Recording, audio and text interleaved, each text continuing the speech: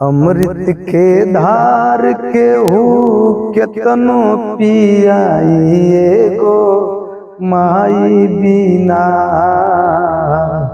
कैसे करे जावा जुड़ाइए भैया गो माई बिना कैसे करे जावा जुड़ाइए भैया गो माई बिना। मिल जाई हीरा मोती मिली सुख पूरा माई के दुलार बिना सब कुछ अधूरा। मिल जाई हीरा मोती मिली सुख पूरा माई के दुलार बिना सब कुछ अधूरा। दूधवा पियावत के हो अचरा ओढ़ाइए गो माई बिना कैसे करे जावा जुड़ाइए भैया गो माई बिना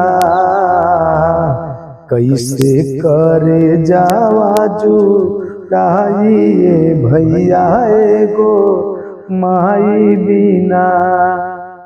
दुख बेटावा पर पड़े जब जब भारी बच्चावा से ढेर दुखी होली महतारी।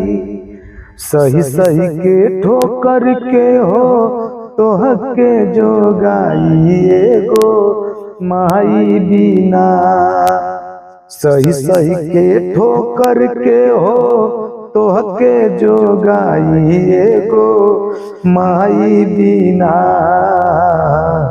कैसे करे जावा जुड़ाइए भैया गो माई बिना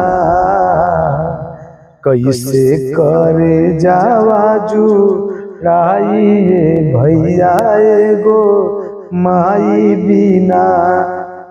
दुखी बेटा खातिर माई करेली मनौती निक बेटवा के कैदा माई मोर भगवती। देहिया सुराई के हो कोरवा उठाइए गो माई बिना कैसे करे जावा जुड़ाइए भैया गो माई बिना।